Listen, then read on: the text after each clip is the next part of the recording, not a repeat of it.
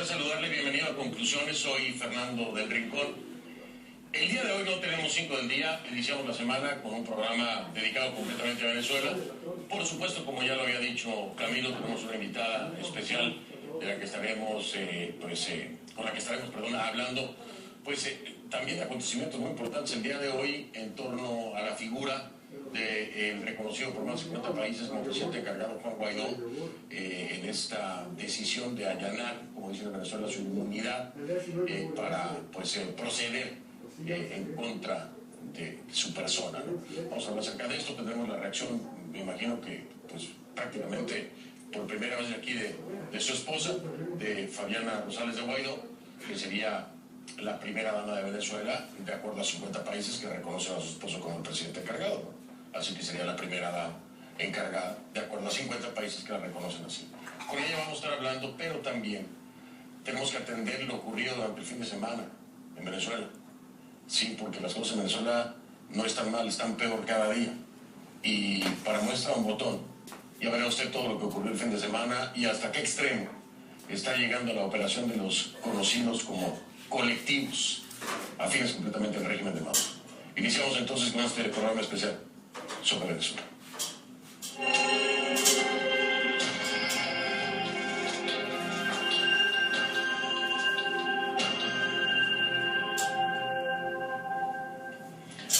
Le pido que a partir de ese momento me acompañe utilizando la etiqueta ConCluFabiana, numeral ConCluFabiana. El hashtag es ConCluFabiana, será la etiqueta durante toda la noche, numeral ConCluFabiana.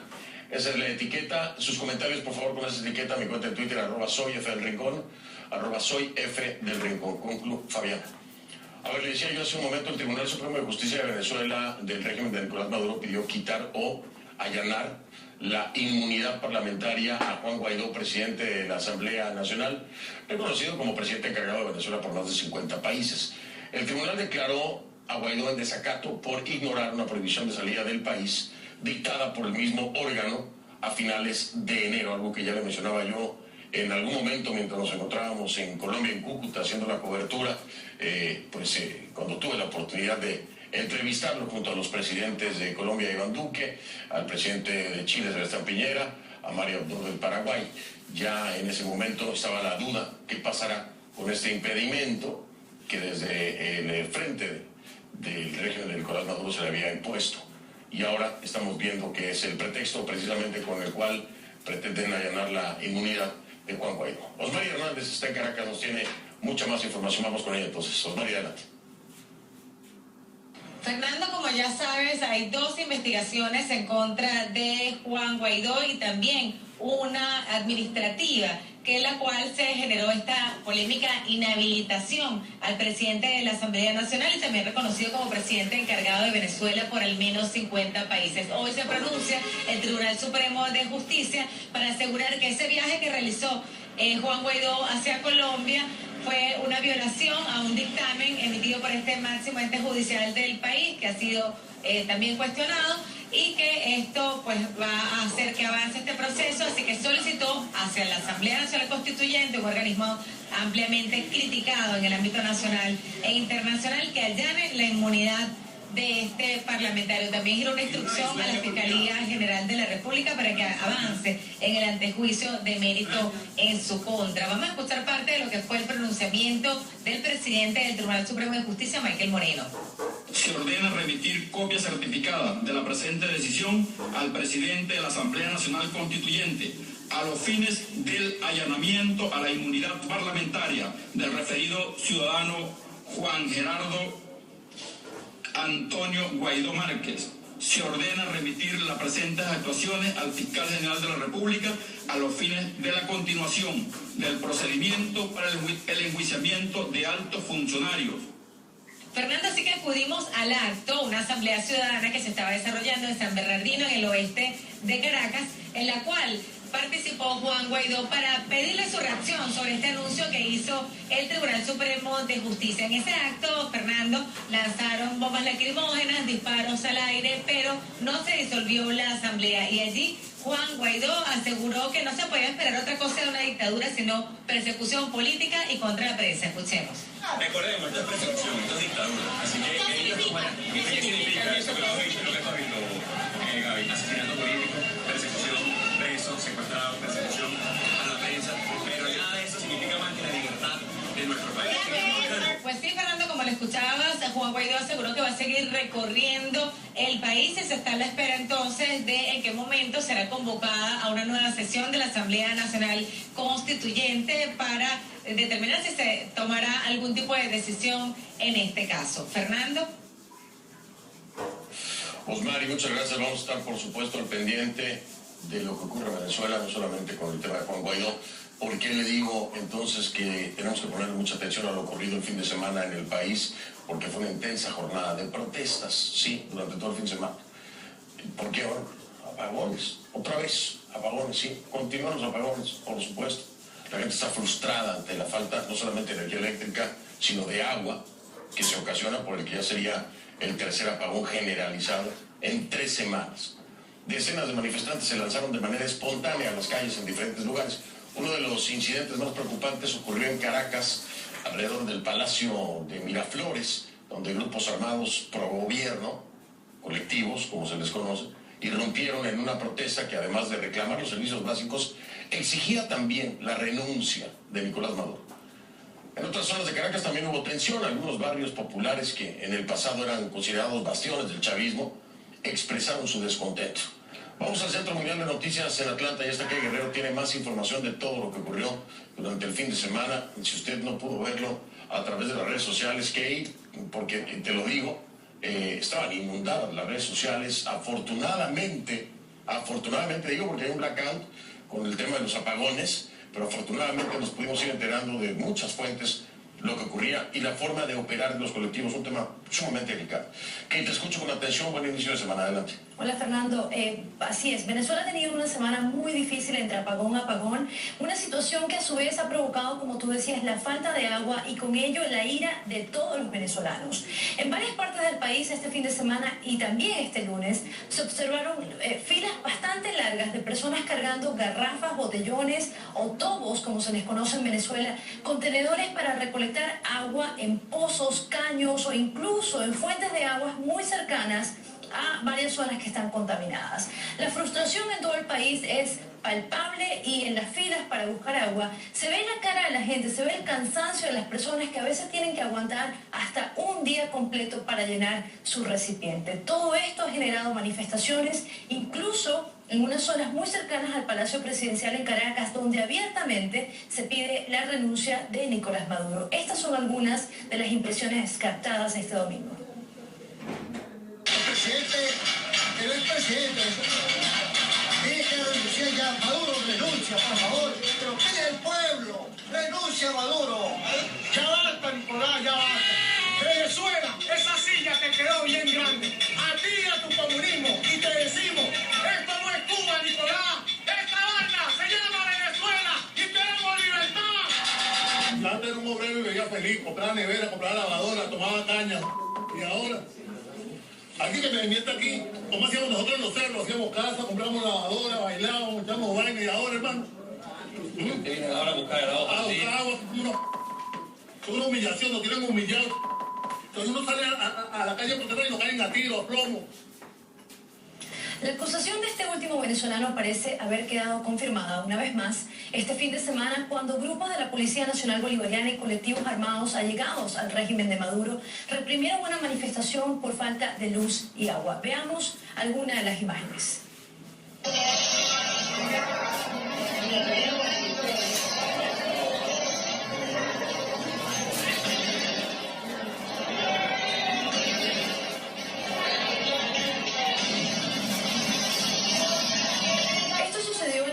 Fuerzas Armadas en Caracas en horas de la tarde de este domingo, muy cerca, como decía, al Palacio Presidencial. Esta zona se mantiene protegida por elementos uniformados, pero aún así estos hombres armados pudieron efectuar disparos libremente en contra de los manifestantes.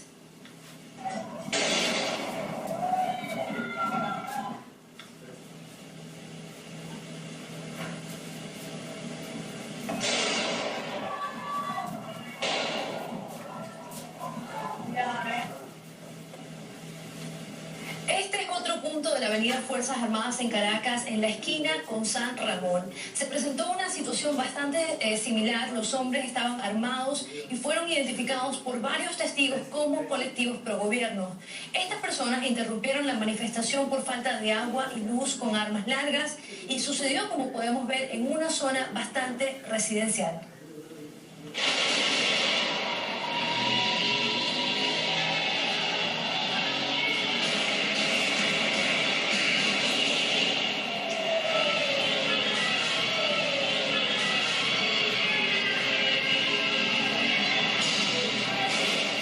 En este video se observa la magnitud del ataque en Caracas ante la mirada incrédula de algunos vecinos que se asoman por las ventanas. El sujeto que vemos en pantalla, que lleva una camiseta azul y un pantalón rojo, tenía un arma muy larga, aunque debido a la distancia con la que fueron grabadas las imágenes desconocemos el calibre.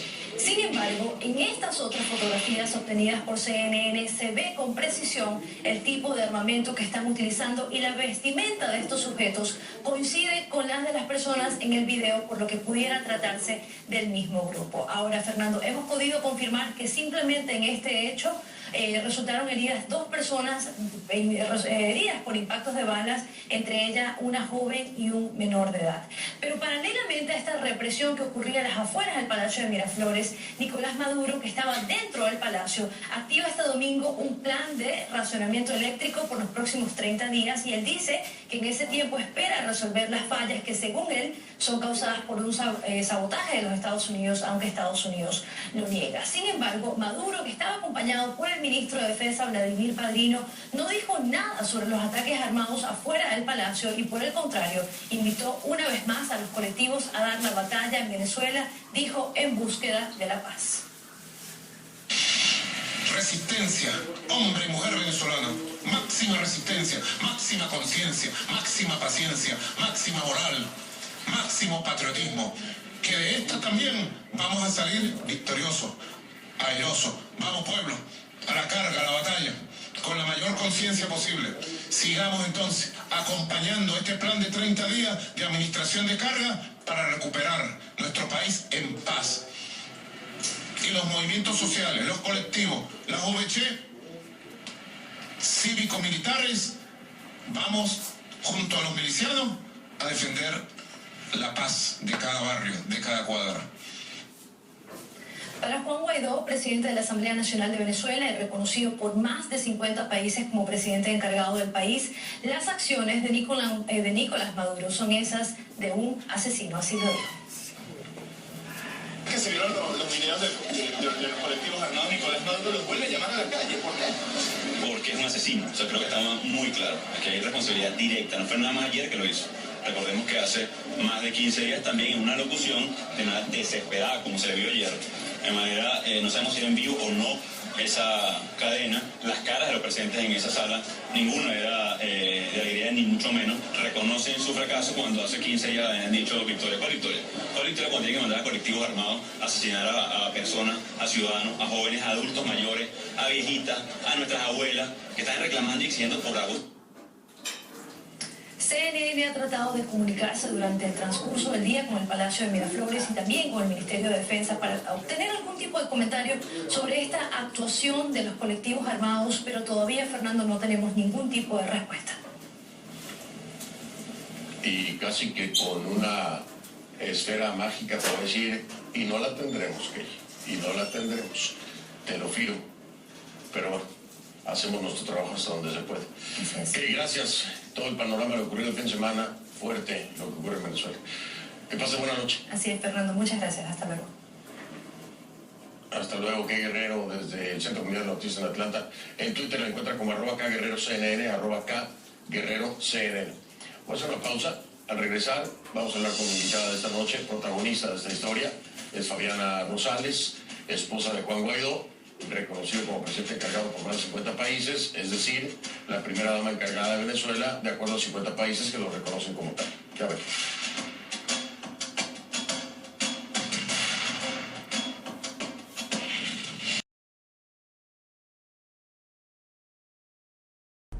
Bien, le doy la bienvenida a Fabiana Rosales, esposa de Juan Guaidó, presidente de la Asamblea Nacional de Venezuela, reconocido por más de 50 países como presidente encargado de Venezuela. Por ende, Fabiana Rosales es reconocida por más de 50 países como la primera dama encargada de Venezuela. Así que le doy la bienvenida. Fabiana, gracias por estar aquí. Buenas noches. Bienvenida, buenas noches. Dígame, Fabiana, ¿cómo toma esta noticia reciente sobre la intención de allanar la inmunidad de Juan Guaidó para proceder legalmente en su contra? Como lo que es, una orden ilegítima de un tribunal ilegítimo que proviene de un fiscal que es ilegítima ante una Asamblea Nacional Constituyente que es completamente ilegítima, inconstitucional. Esta orden no tiene ningún efecto. Eso sería en la práctica en cuanto al reconocimiento de los países que apoyan la presidencia cargada de Juan Guaidó, a usted como primera dama, en ese sentido. Pero hacia el interior de Venezuela vemos que ocurren otras cosas. Ejemplos claros. Leopoldo López, con Lilian Tintori, Daniel Ceballos, Enzo Escarano. Puedo hacer una lista muy, muy larga.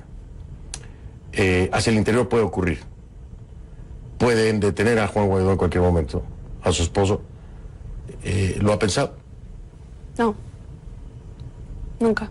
Nunca lo he imaginado preso, nunca lo he imaginado lejos de mi familia, lejos de su hija, que tanto lo ama. Nunca he imaginado a Juan encarcelado. Nunca me he imaginado con Miranda yendo a una cárcel a ver a su papá. Creo que esos malos pensamientos, esa negatividad no está dentro de mí. Me refugio mucho en Dios, Fernando, para que me dé esa fortaleza de borrar todos esos obstáculos y todas esas cosas negativas que pueden rondar por nuestra cabeza. Simplemente lo veo como un obstáculo que no me permite incluso continuar con mi camino. Así que lo retiro y sigo avanzando. Yo hoy veo a un Juan Guaidó libre, con su gente y siendo el presidente de Venezuela. Le digo con conocimiento de causa, con mucha tristeza, por supuesto. Tengo un déjà vu muy fuerte en este momento de diferentes pláticas con personas como Patricia de Ceballos, allá en San Cristóbal, en 2014, sentados en una mesa cenando con Daniel, haciendo esta misma pregunta y escuchando esta misma respuesta. Tengo fe, tenemos fe, esto no va a pasar. Tengo el mismo déjà vu de una plática con Lilian Tintori. Tenemos fe, fuerza y fe, no va a pasar. Tristemente, tiempo después les tuve que decir a ambas, pasó. Y eso es una realidad que está alejada completamente de la fe. Es un modus operandi de un régimen que ya sabemos que... ¿Cómo actúa? Que lo hace, ¿no? Cómo actúa. Y si bien entiendo el no pensar en ese escenario negativo, Fabiana se prepara de alguna forma por si llega a ocurrir, porque tendría que ser una nueva Fabiana, como lo fue una nueva Lilian Tintori, como lo fue una nueva Patricia de Ceballos, como hoy mismo ya Fabiana lo es porque le ha caído un peso gigantesco en sus espaldas, como una primera dama encargada de Venezuela, de acuerdo a estos 50 países. Fabiana se prepara por si ese escenario llega a ocurrir, lejos de la fe y la buena energía. Yo estoy preparada para acompañar a Juan en cualquier escenario y en cualquier lucha que él me diga que lo acompañe. Nosotros como familia hemos asumido esto como familia y además somos un equipo. Somos un equipo entre Juan, Miranda y Fabiana. Todos estos retos los hemos asumido en familia y en equipo. Y de esto vamos a salir en familia y en equipo. Estas decisiones de vida cambian completamente la estructura de una familia, ¿no? Vale la pena el riesgo. Venezuela vale la pena todo. Incluso la vida de Juan Guaidó. Venezuela vale la pena absolutamente todo. Es un país noble, es una tierra que nos ha dado todo. Y hoy yo no solamente hablo por Juan Guaidó, yo hablo por nuestros niñitos que se están muriendo en Venezuela. Y salvarles la vida vale la pena. Salvar a nuestros adultos mayores que ven como única salida el suicidio porque no quieren ser una carga para su familia, valen la pena. Rescatar nuestra tierra vale la pena. ¿Por qué yo no lo haría? Sí, creo que en este momento Dios me puso una misión a Juan, a mí y al pueblo venezolano y estamos dispuestos juntos a lograrlo. Este país vale la pena y hay que seguir adelante. Y Fabiana, ¿usted sabe por qué le pregunto eso? Porque ha habido ya al menos un incidente notorio de agresión por parte de colectivos en contra del vehículo en el que era trasladado su esposo Juan Guaidó. No era juego, fue un artefacto explosivo el que se impactó o se lanzó en contra del vehículo. Es decir, el riesgo es muy elevado y este fin de semana hubo presencia de colectivos en un lugar donde Juan Guaidó se presentaba y ahora escuchamos a Michael Moreno decir esto. Es un escenario que tristemente se acerca ya mucho a realidades terribles. Son escenarios y nosotros estamos preparados para todos los escenarios. Estamos preparados para asumir con valentía los retos que nuestro país nos diga que tengamos que asumir. Hoy yo tengo fe y la gente cuestiona mucho mi fe. Y yo entiendo que como seres humanos cuestionemos la voluntad de Dios. Yo no la voy a cuestionar. Yo sé que en este momento tenemos una misión, tenemos un mensaje que dar y es que los venezolanos seguimos en este camino de esperanza, en esta ruta que tiene pasos. Cese de la usurpación, gobierno de transición y elecciones libres. Y nuestro objetivo es la libertad. Yo tengo fe y nada, ni nadie va a detener que el pueblo de Venezuela logre nuestro objetivo final. ¿Cómo es que se asume a los 26 años el peso de ser para 50 países la primera dama encargada del país a los 26 años? A los 26 años. ¿Y por qué hablo a los 26 años? Porque es la representación más irónica de esta mal llamada revolución del socialismo del siglo XXI. Es la generación, son los 20 años. 6 más. Los 26 del golpe. Bueno, esa generación que ha vivido durante estos 20 años todo esto. Y de pronto, retomando sus palabras, Dios le dice, vaya usted a representar a los 26 años el desastre que es este país en el exterior. ¿Cómo se asume eso? Porque fue de golpe, ¿no? Sí, pero lo asumo con la fe que tengo en Dios, en mi familia. Yo sé que esto es un reto, una misión. Y solamente le pido todos los días que me ayude a estar a la altura del momento histórico que vive mi país. Lo he asumido con Juan de la mano. No es algo que he hecho yo sola. Lo he asumido con él. Lo he asumido además con el pueblo de Venezuela que nos acompaña y nos respalda en cada paso que damos. Y esto es muy importante porque esa muestra de cariño te hace avanzar, a no detenerte. Cuando más de 50 países nos reconocen y reconocen la lucha de Venezuela, te hace seguir avanzando. Y yo siempre le he dicho, hoy cualquier pronunciamiento o acto que se produzca en pro de la libertad y de la democracia de Venezuela es un acto de humanidad, porque hoy el objetivo es salvar vidas. Hoy el objetivo es que Venezuela vuelva a ser libre. Incluso, quizá mucha gente se cuestiona el momento, los tiempos, y yo sí siento que hemos avanzado. Yo también he tenido, como todo venezolano, mis momentos de cuestionarme incluso. Si estamos a tiempo, si he hecho lo correcto. Y cada vez que siento estas cosas que pasan por mi cabeza, hago lo mismo, Fernando. Veo a mi hija sonriendo a mi lado, sé que esa sonrisa vale la pena seguir luchando, que eso no me puede detener. Llamo a mi casa y escucho a mi abuela teniendo fe y echándome su bendición. Yo sé que puedo seguir adelante porque contamos con Venezuela movilizada, con la comunidad internacional respaldando nuestra lucha y sin duda alguna contamos con la bendición de Dios. Y estaba viendo algunas declaraciones previas que le daba a otros medios y hablaba de este cariño y este respaldo de la gente. Y es impresionante, ¿no? La capacidad de convocatoria de Juan Guaidó en Venezuela la tenemos más que comprobada. Son multitudes y multitudes que se presentan en cualquier lugar. Las mismas multitudes que se presentaban cuando Leopoldo López convocaba. Y cuando Leopoldo López fue encarcelado, mucha gente apostó a que los venezolanos iban a salir a la calle a defender a ese Leopoldo López en contra de quien fuera. Y no fue así. Cuando Leopoldo López fue a la cárcel, la gente dejó de ir a la calle. Y Leopoldo López hoy sigue encarcelado. ¿Qué garantía puede haber de ese cariño de la gente? Sé que esta pregunta le va a molestar a muchos venezolanos, pero es una realidad.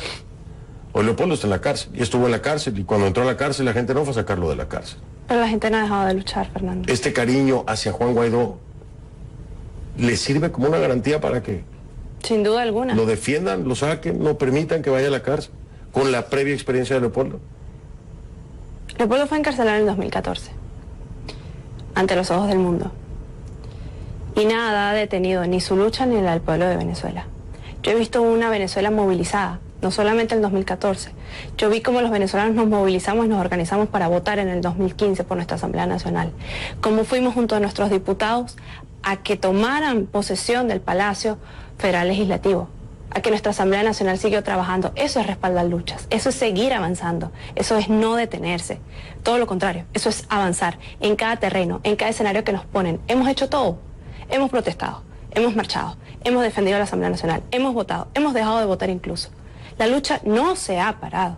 La lucha por la libertad de nuestros presos políticos no se ha detenido. La lucha por la libertad de Venezuela no se ha detenido. Es un escenario distinto, sin duda alguna. Hoy tenemos un presidente encargado. Hoy tenemos un presidente que cuenta con más el respaldo del 90% de los venezolanos. Un presidente que cuenta con el respaldo de la comunidad internacional.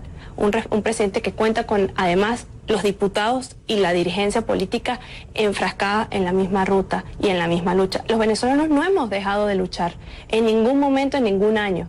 Sí he sentido, incluso lo he dicho, en el 2018 los venezolanos vivimos un profundo dolor de depresión, de zozobra, de incertidumbre, de lo que podía pasar, de tragedia, de asesinatos, de masacre.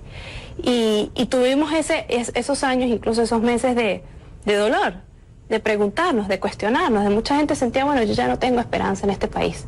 Pero vino un 2019 donde arrancamos con las pilas puestas y a seguir adelante, a seguir luchando por mi país. Yo no he visto un país que se ha paralizado. Yo he visto una Venezuela que se ha movilizado constantemente por la libertad y por la democracia. Tenemos hoy un camino, con una ruta y con 3 pasos claros, y con un objetivo final.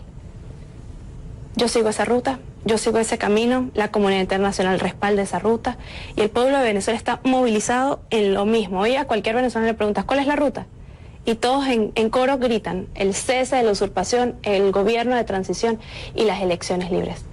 Todos sabemos cuál es nuestro objetivo final, que es la libertad. ¿Ese objetivo lo pueden lograr solo los venezolanos? ¿O los venezolanos solos? Y cuando digo solos me refiero a Juan Guaidó, a usted, a todos, ¿no? Pero dentro de esos límites, sin que nadie más meta la mano. ¿Pueden solos? Los venezolanos hoy tenemos la posibilidad de movilizarnos y continuar con esta ruta. El presidente inició una gira por todo el interior del país por el cese definitivo de la usurpación. Los venezolanos en el mundo también son parte de esta lucha. De una u otra forma somos parte de esta lucha y además contamos con la comunidad internacional, con más de 50 países que respaldan la lucha democrática y de libertad del pueblo de Venezuela y que además están dispuestos a seguir colaborando por la ayuda humanitaria. Y yo en esto siempre me he referido y lo he hablado ante el mundo. Hoy Venezuela, más allá de ser un tema de derechas o izquierdas, de demócratas o republicanos, es un tema de humanidad. Así es. Y tenemos en nuestras manos, en este momento, el mundo entero de salvar vidas en Venezuela. Cuando son niños los que se están muriendo porque hoy no hay luz ni agua. Hoy tenemos cómo hacerlo, porque contamos con el respaldo de la comunidad internacional y de los venezolanos movilizados en todo el territorio. Contamos con un presidente, contamos con la dirigencia política de nuestro país. Y yo siempre les digo, no se olviden de nuestra ruta, nuestro camino, nuestra ruta y nuestro objetivo. Que nada nos saque de ahí. Voy a marcar pausa. Aflojamos un poco la pregunta política para empezar a conocer un poco más de ese entorno, de esos amores, de esos cariños, de esos apoyos tan importantes cuando se asume una responsabilidad de ese tamaño, pero además como que sin chance, ¿no? Le dijeron, oiga, venga que le toca. Pues vamos. Le tocó decir vamos. Voy a hacer una pausa, regreso en un momento con invitadas especiales, Fabiana en Rosales, ya regreso. ¿No? Por Twitter, pero muy realistas. Por ejemplo, Rosely Socorro dice, si pudiéramos en Venezuela ver hoy a Fabi Rosales lo haríamos. Esperaremos al siguiente con Club Fabián, porque no tienen luz. Hay luz, la señal de CNN está bloqueada. Así es. No hay internet, pero yo sé que muy pronto esta entrevista la podemos hacer allá. Seguro que lo vamos a estar haciendo. Si me invitan, por supuesto. Con gusto. ¿No? Fabián, hablábamos de algo en el corte comercial y también tras bambalinas cuando fui a saludarla. Y es que la carga emocional que lleva a uno, lo compartíamos como una experiencia, ¿no? Yo como periodista, claro, desde este frente, en su caso como una figura que a la que le han exigido dar fuerza, a la que le han exigido dar esperanza, a la que le han exigido representar dignamente a la mujer venezolana y a Venezuela. Pero uno no puede ser ajeno al sufrimiento de la gente. El desahogo es necesario. Yo voy, juego tenis y trato de romper las pelotas de tenis con mi raqueta. ¿Qué hace Fabiana para poder desahogar eso? Porque al final de cuentas debe haber una catarsis, una forma de dejarlo salir, ¿no? Tengo mis momentos de pensar, de reflexionar, de preguntarme muchas cosas. Cuando siento ese momento duro, siempre algo bonito me pasa. O Miranda llega feliz y me sonríe y eso me hace volver a entrar en mi camino, y es que eso vale la pena. A veces con un mensajito de mi mamá me hace volver a tener fuerzas. Una llamada telefónica con mi abuela, que siempre me está dando todas sus bendiciones, eso me hace tener fuerzas. Cuando me siento incluso así medio golpeadita de lo que he venido viendo, las historias que he venido escuchando, le pido a Dios, siempre le pido a Dios muchísimo, me refugio mucho en Él, en que me ayude, en que no me deje perturbar mi lucha, mi ruta, que en este momento esa gente que porque le está pasando mal, vale la pena que uno haga algo por ellos. Y siempre me he puesto en mi cabeza que el objetivo es salvar vidas. Así que hay que seguir adelante y como dice en Venezuela, echar el resto hasta lograrlo. Fabiana, sin faltar al respeto, conociendo a los venezolanos como los conozco, hay siempre, y es un tema también de México, ¿no? Que de hecho lo hace el presidente López Obrador ahora, los fifís, dice, los fifís que serían los cifrinos, ¿no? O los fresas, los cifrinos de Venezuela. Y hay gente que dirá, ¿por qué? ¿Por qué yo tengo que pensar en que Fabiana entiende mi realidad si para lo mejor alguien de Petare parece que es muy cifrina? ¿No? Con todo respeto, pero son reflexiones reales y lo sabe. ¿Cómo hacerle entender a esa gente que no se trata de una persona cifrina? Digo, creo que con la primera parte de la entrevista les debe haber quedado claro, pero por si no les ha quedado claro, ¿cómo explicarle a esa gente que está conectada con esa realidad dramática y trágica que viven en sus barrios? ¿Cómo explicarles eso, Fabiana? Yo soy de carne y hueso, Fernando. Tengo 26 años. Nací cuando alguien llegó y dio un golpe de estado violento. Y cuando tenía 6 años escuché un discurso lleno de odio, de resentimiento, que yo le decía a mi mamá y a mi papá que eso a mí no me gustaba, que eso no iba a traer nada bueno en el país. Yo crecí en un pueblito en Mérida que se llama Tovar. Mi familia es de Tovar. Mi familia no es de lujos, ni de riquezas. Todo lo que hemos tenido toda nuestra vida nos los hemos ganado trabajando. Mi papá vendía papas en el mercado mayorista de Coche. Buscaba las papas en la finca los fines de semana, el sábado, y se iba con su camión y las vendía en el mercado mayorista de Coche. Así me sacó adelante, con mucho orgullo lo digo. Fui a la universidad con un papá que vendía papas y eso me hizo feliz, porque me enseñó mucho que el trabajo y el respeto por lo que uno haga, sea lo que sea que uno haga, siempre y cuando sea con dignidad, vale la pena. Y como todo venezolano he pasado por altos y bajos, con aciertos y desaciertos. Mi familia ha vivido muy de cerca la crisis humanitaria. En el 2012 yo fui secuestrada en el Zulia. Recuerdo que mi papá fue quien fue a rescatarme luego que me dejaron tirada. ¿Cómo lograron rescatar? ¿Llegaron a un acuerdo? Me soltaron luego de negociar con ellos lo que tenía en ese momento, teléfonos, etcétera. Me soltaron y me pude comunicar por teléfono con mi papá y me fue a buscar donde yo estaba. Meses luego de eso, Fernando. Eso fue en noviembre del 2012. 6 meses después, mi papá se muere. Y fue por falta de insumos. Por falta de ¿verdad? insumos médicos. Sí. Y recuerdo muchísimo. Es la realidad de todos. Esa es la realidad de cualquier venezolano. ¿Se la conoce de primera mano? Sí, la conozco. Y recuerdo que en ese momento, entre tantas cosas que yo me cuestionaba, que por cierto, y nunca lo he dicho, cuando mi papá se muere yo quedo en la calle, Fernando. Y salí adelante. Tenía a Juan, tenía a mi familia. En la calle, literalmente. Sí, en la calle. Tenía mi casa en Mérida, tenía a mi mamá y a mi hermano, pero quien me ayudaba, quien me daba todo, mi sustento, se había muerto. Y con él muchísimas cosas. Y yo me cuestionaba muchísimo lo que en ese momento me estaba pasando. Y yo decía, esto no puedo permitir que pase. Ningún venezolano tiene que pasar por esto. ¿Por qué? Y me gradué de la universidad a los 6 meses, que mi papá se murió. Empecé a trabajar. Juan me ayudó muchísimo a salir adelante. Nuestras familias súper unidas a ayudarme a salir, y entendí que era una lección de vida y que tenía que sacar de ese momento lo mejor para seguir avanzando. Y mi mamá y mi hermano hicieron todo lo que estuvo en sus manos para que yo continuara y que nada me detuviese, que nada me detenga. Y mi mamá siempre me decía que nada te detenga. No tendremos lo mismo que tenía cuando mi papá estaba, pero podemos salir adelante porque tenemos las ganas. Por eso yo siempre hablo de la fe y de las ganas. Eso lo puede todo.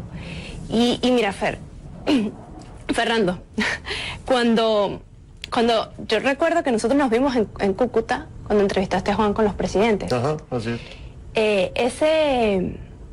Eso fue el viernes 22. Viernes 22. Y el sábado estábamos en el centro de monitoreo y yo recuerdo mucho como quemaban la ayuda humanitaria. Yo estaba ahí.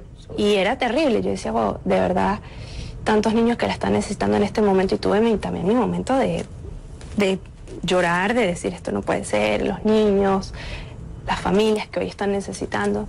2 días después, Fernando, se muere mi primito de 10 años, necesitando ayuda humanitaria. Y una vez más pasó eso por mi mente, como en ese 2013.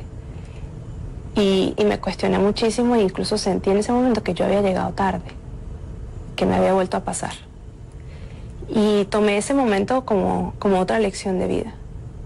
Que eso no me detenga, que nada me detenga, que la realidad cada vez es más dura.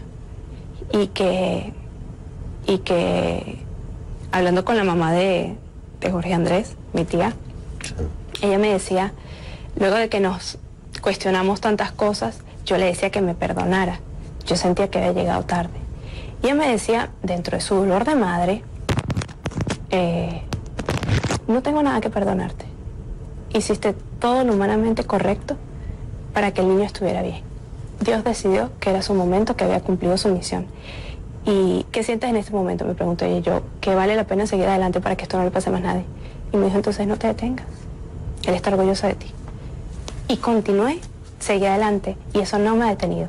Al contrario, no quiero que ninguna familia pase por lo que pasó nuestra familia y que ningún niño sufra lo que sufrió Jorge Andrés.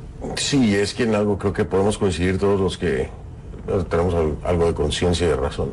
Desde la primera persona que murió en Venezuela por falta de insumos médicos ya se llegó demasiado tarde. Ya era tarde, era muy tarde. Con el primero que murió, ya era muy tarde. Vamos a hacer una pausa. Es una pausa. Regreso un momento, continuamos esta charla con mi invitada especial, Fabiana Rosales. Con Cruz Fabiana es la etiqueta, le recuerdo.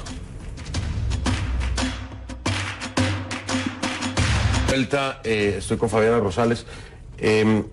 Lejos del amor de Juan, de Miranda, me doy cuenta que su abuela es uno de los grandes amores también, por supuesto, que le dan un gran apoyo. Pero fuera del círculo familiar, ¿quiénes son esos apoyos, esos grandes amores, o esas personas que le han entregado conocimiento en este momento que es tan importante? Muchísima gente. Yo me nutro de lo bueno de la gente. Desecho lo malo siempre. Me nutro de lo bueno. Cada vivencia, cada experiencia, cada historia que alguien me cuenta, como me pasó en Colombia, en Perú, en Ecuador, su historia de cómo arrancaron a caminar, eso incluso me ha nutrido, me ha llenado de historias, de experiencias y de más ganas de seguir adelante. Me he refugiado muchísimo en la gente que tiene algo bueno que aportarte, que ha llegado a mi vida inesperadamente y viene con un mensaje o con una misión. simplemente a transformarme en la vida o hacerme ver las cosas desde otra perspectiva u otra manera. Gente que ha llegado con enfermedades a contarme su historia y digo, wow, qué valientes son, cómo han salido adelante con esas enfermedades. O aquellos que han llegado con algún problema incluso económico, en el que han perdido todo y veo que con esperanza han salido adelante y digo, wow, incluso de esas cosas también me he nutrido. De cada historia, cada mensaje, incluso a veces cuando voy a la misa y escucho algo bonito del Padre, también me nutro de eso. No soy de la que va todos los días a la misa, no soy de la que reza siempre, pero cuando siento esa necesidad voy y de eso aprendo algo. Siempre he tratado que la vida me deje una enseñanza y eso me lo enseñaron muchísimo en mi casa. Mi mamá siempre me decía que las cosas algo te deben enseñar y que para todo había que sacar el lado positivo o lo bueno, de las situaciones más duras, lo bueno. Y creo que ese mensaje ha ido en mi vida siempre. He tratado de desechar las personas tóxicas de mi vida y de llenarme y permitir que ingresen a mi vida, a mi corazón, la gente que es buena y que me va a aportar algo, a mí y a mi familia. Y creo que de eso me he nutrido durante muchos años, de gente con algo positivo o algo que tenga bueno que dejarme. Hubo una anécdota que me llamó muchísimo la atención. La anoté, por cierto, porque si no se me olvidan luego las cosas. Que fue con Ivanka Trump, cuando Ivanka retoma una frase suya: sonreír en dictadura es un acto de rebeldía. Le dice Ivanka, se esperaba en algún momento, primero que Ivanka, no sé, usted va a encontrar qué tanto conoce el tema Venezuela, Ivanka Trump, pero además que Ivanka tuviera en mente esta frase suya. ¿Se lo imaginó en algún momento? No, yo quedé así por un tiempo y dije, wow, que me impresiona lo que dijiste. Y me dijo, no, yo soy la que está impresionada. Desde el momento que lo escuché, lo tomé para mí. Y quiero darte las gracias por haber dicho eso, porque lo tengo hoy conmigo. Y yo se lo repetí y creo que fue un bonito momento. Fue con Melania, ¿no? ¿Fue Melania? No, fue con Ivanka. ¿Con Ivanka? Fue con Ivanka. Sí, fue con Ivanka. Que me dice la producción, Melania, ¿no? No, fue con Ivanka. Fue con Ivanka en la Casa Blanca.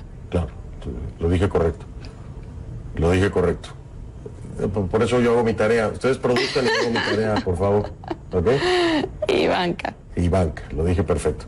Ahora, ¿cuál fue la mayor revelación, me quedan 2 minutos, o el mayor aprendizaje de esta charla con Ivanka, con el mismo Donald Trump, con el vicepresidente Pence? ¿Cuál fue el mayor aprendizaje o lo que marcó esta visita de Fabiana a la Casa Blanca? A mí me marcó mucho esta experiencia en la Casa Blanca, muchísimo. Voy a sentarme aquí 3 días contigo a hablar de eso nada más. Me imagino. Es muy importante cuando te dan la oportunidad de hablar, cuando te dan la oportunidad de contar historias, pero es aún más importante cuando alguien te da la oportunidad de escucharte. En ese momento yo me sentí escuchada y por eso me senté a hablar con total plenitud, como la mamá de Miranda, que quería contar algo, y me sentí escuchada. ¿Siente que el nivel de compromiso de Trump va más allá de cualquier tema político? ¿Lo sintió en un plano humano, en el plano de la tragedia humanitaria? Yo hablé con él de humanidad, yo hablé con él de nuestros niños que se están muriendo. Fue la conversación que tuve con él, con el vicepresidente Mike Pence, con Ivanka y con el señor Bolton. Incluso esa fue la conversación que tuve con la primera dama Melania Trump. Hablé de humanidad, hablé de niños que se están muriendo y hablé que como líderes mundiales, como voceros, como seres humanos que tienen humanidad en sus corazones, hoy podemos hacer algo por nuestro país. Y eso es lo que todo el mundo está esperando. Fabiana, se me ha terminado el tiempo, no pensé que se fuera a ir tan rápido. Yo tampoco. Se fue rápido, ¿no? Sí. Pues bueno, ¿qué le puedo decir? Mis respetos por cargar lo que carga en esa espalda. Yo cargo mi parte y ahí vamos cargando todo, ¿no? Yo sé que todos jalamos algo. Muchísimas gracias. A ti, Fernando. Gracias. Muchísimas gracias. Hacer una pausa entonces y regresamos al momento.